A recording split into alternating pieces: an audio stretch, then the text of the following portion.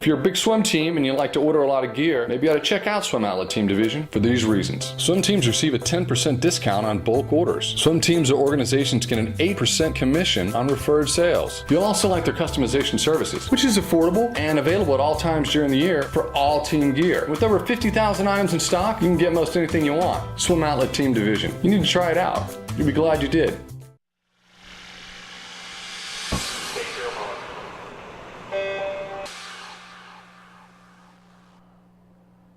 Welcome everyone to the Morning Swim Show for Friday, November 7th, 2014. I'm your host, Jeff Cummings. Today on the show, we'll be joined by Auburn head coach Brett Hawke and sophomore Joe Patching. The Auburn men's team is off to a pretty good start so far this season with 3 dual meets against some strong opponents. Patching has been one of the most consistent performers with some of the nation's fastest times in the backstroke and individual medley events. That helped him earn the Southeastern Conference's Swimmer of the Week award and his first one of the season. And joining us now via Skype from Auburn, on the left is Joe Patching, and on the right, our right, is Coach Brett Hawke. Guys, good to see you. How are you today? Good, Jeff. How you doing? Thanks for having us. Very well. Great pleasure to have you guys. So I'm sure you guys are feeling real good. You don't have any dual meets this weekend, no traveling. I guess on the downside for you, Joe, there's probably a big Saturday morning workout planned and going around Coach Hawke's mind right now. Yeah, we've already had a couple hard practices over the Monday and Tuesday. This is kind of our day of rest on the Wednesday where we have a bit of downtime to ourselves but can still get in the pool in the afternoon. But yeah, Thursday, Friday, Saturday is going to be a fun couple of days. Coach, you got any ideas of what you have in store for these men and women on Saturday? No, I always refer back to this period when I was first starting out coaching with David Marsh, and he said to me around this Thanksgiving time, he said, I don't care what you do, just come up with something that's going to hurt them and something that's going to be memorable. So I always refer back to that, and so that's kind of on my mind right now of how I can hurt these guys a little bit and something they're going to remember in the future. Well, that's a nervous smile I saw from you there, Joe. I like working hard. It's always fun to get competitive with the team in the pool. So anything they throw at us, we try to do the best we can in the pool. Well, that's good to hear. Well, you guys have Auburn football has got a game there, a home game there on Saturday, right? Yeah, Texas A&M are coming in town, and you know our football team is hot right now. They're playing great football, so the town is really buzzing, and it's kind of like last year. The same type of thing where we lost the game early, and now the team is on a roll, and so. It should be a great weekend in town. Yeah, I imagine Auburn, Alabama just gets real intense around football season. You guys going to actually be in the stadium for this game? Yeah, we will. Yeah, absolutely. Yeah, we don't miss these games. Yeah, these sure. are big. We haven't lost a home game in Jordan Hare for I think it's 14 straight games now. So hopefully we can continue that streak. Yeah, that's pretty impressive. Brett, how does the success that this football team is having affect other sports at Auburn, particularly swimming and diving? Well, everybody just feeds off the energy. The town really loves football, but they love to win, and so we kind of run with that. The more adversity the football team faces, especially you see it on TV every day, and the analysts talk about it, and we take that back and talk about how we can be a better team and how we can improve and how we can carry on that tradition of excellence as well. So it kind of filters down to every other sport, and it's just a great time and a great period to be an Auburn Tiger when every team is being successful like that. Joe, you grew up in England, so are you still getting used to all the craziness that surrounds American college football? Yeah, the first game just amazed me when I came on my trip over. Just how many fans are coming over to watch a university football match or game. So that was very surprising. In England, you wouldn't have nearly as they'd have filling the stadium on a Saturday. Yeah, well, it looks like it's like you said, Brett. It's really trickling down, and you guys are really having a pretty good season so far. Joe, you're doing really well in the pool. You haven't lost a race yet this season. Does that feel good to have a perfect record so far? Yeah, it's a good feeling. Again, I'll try to carry that into our next meet against Tennessee and Louisville. So, yeah, just trying to, race hard at the beginning of the season, and then hopefully, the hard training and hard racing will carry through into our rest meets. Of all the races that you've had so far this season, has there been one that stood out the most that said, this is the one that, I felt really good about, a little more surprising on the time on the scoreboard for you? It would have to be my 100 backstroke in the 400 medley relay this weekend against Alabama. I wanted to go 47, and when I touched and was 47.9, I was really happy with that time. I think that really stood out for me as one of my best swims so far. I thought he was going to say the 400 IM. I thought, he was pretty proud about winning that one. So, yeah. We might stick him in there more often. Yeah, he probably didn't want to say the 400 IM to get you any ideas. Well, Joe, your 200 IM is doing really well. I was at the dual meet against Indiana, and, I didn't think you could pull off that win against Steve Schmuel, but you did. Was that a surprise for you as well? Yeah, I just go out, pretty fast on my first 100 because my breaststroke is slightly weaker than so. I just always try to get out hard so I can, try hang on to that lead as much as possible. And then on the freestyle, it's always a battle, head to head. And, I always, in training, am I getting my head down and racing against my teammates and trying to get my hand on the wall. And I think that helps when it comes to racing, when you've got someone next to you and, you're just trying to beat him, you can just, get your hand on the wall like you've always done. Well, Brett, with his primary event being the 200 backstroke, how much of his weekly training is focused on backstroke and how much is working on other strokes? Yeah, we do backstroke group twice a week, and Coach John Hawke runs the backstroke group, and he works him pretty hard over there. So, but Joe's one of those guys. We don't really put him in a box and say you're just this type of athlete. We see him as kind of an all-rounder. He can do everything. If I put him in a 50 free, I'm sure he'd swim fast in that as well. He brings it every day in practice, and that really translates into racing. When you've got that attitude every day, it's not hard to really get up and say, hey, I want you in a 4 IM, or I want you in a 2 breast, or a 200 fly, or a 50 free. He's just like, okay, I'll do it. Put me wherever, and I'll find a way to win. So that's the kind of athlete you want on your team. Well, just looking a little bit ahead to March at the NCAAs, Joe, I'm sure you want to get into that championship final, the 200 back. What do you think is going to take to make that happen? It's definitely going to be a sub 40 this year, no doubt about it. I think backstroke's just getting faster and faster every year. My aim is to get down below 140 as much as possible and be in contention for the medals in the championship. And obviously short course backstroke, any race, 100 or 200, half the race is underwater. How much work are you doing on your underwater dolphin kicks? Well, from a young age, I've worked on my underwaters. Before I came here in high school, we didn't have a long course pool up until my senior year. So even through high school, that was something that I really worked on in training. Trying to get that 15 meters off every single wall. Even in hard sets. So yeah, that's something I really work on in training, and again, hopefully that will translate and I can improve on that for NCAAs and SECs. And then looking just a little bit more ahead than that, looking internationally back in England, in Great Britain, the competition to make world championships next year is going to be really tough. Chris Walker-Hepburn and Liam Tancock in the 100.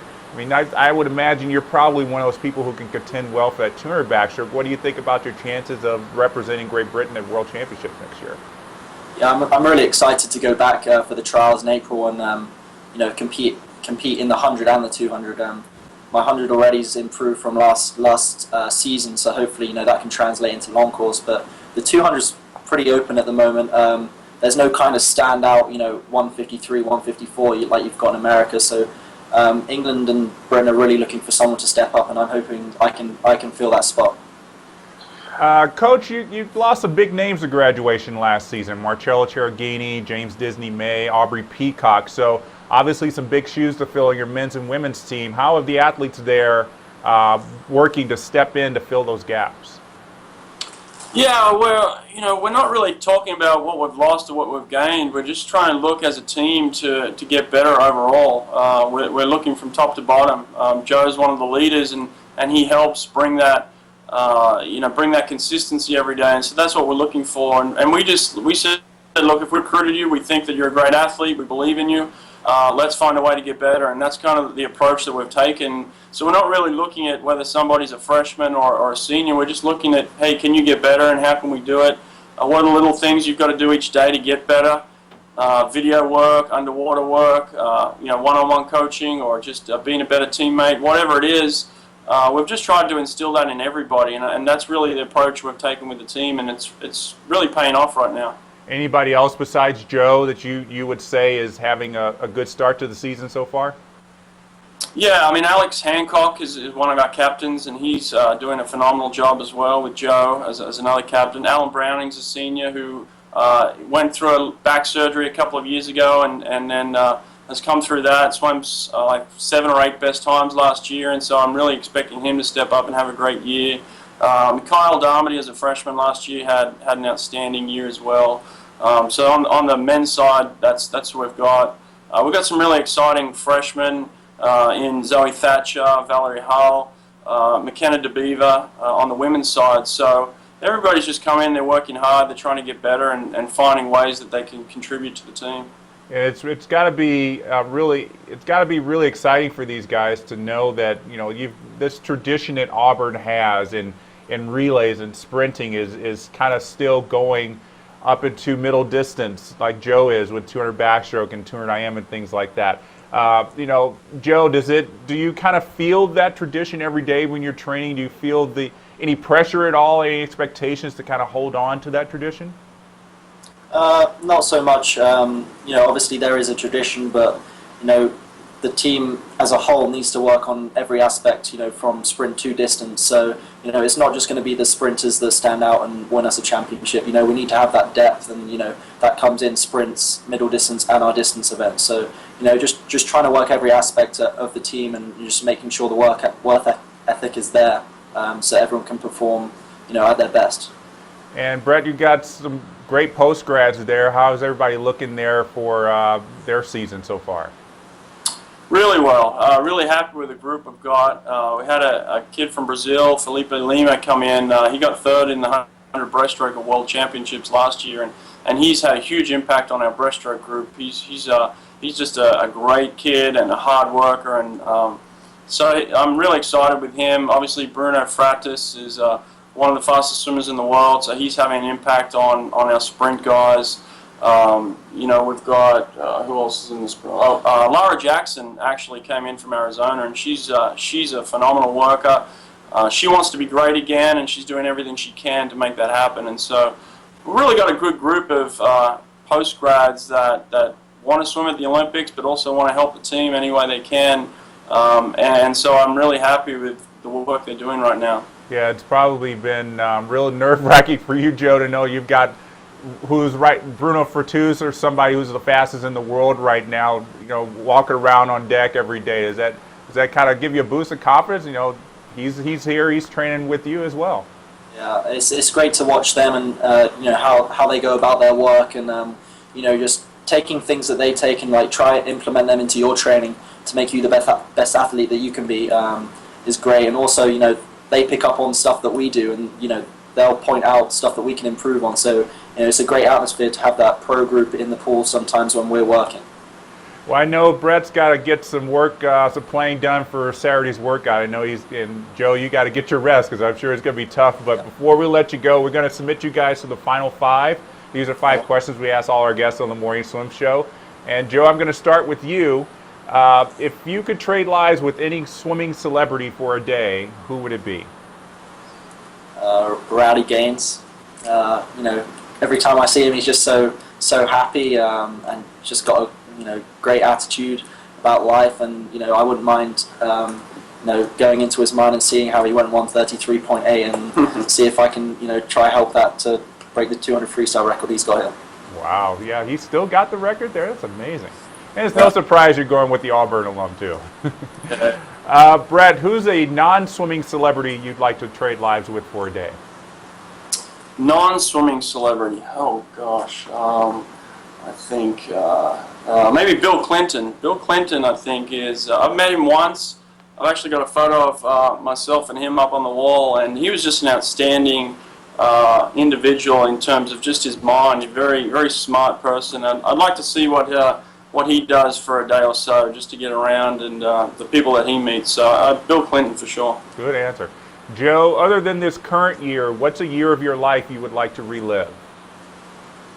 It'd be 2012. That was the year that I really broke through in the international level, winning European juniors in the 200 backstroke. Also went to watch the Olympics in London. So that was a great year for me, and that would be definitely one that I want to go back to. Okay. Brett, what's your favorite season? Favorite season would be the summertime. I love summertime. It just reminds me of Christmas, actually. It's odd for you to hear that, but Christmas back in Australia was summertime.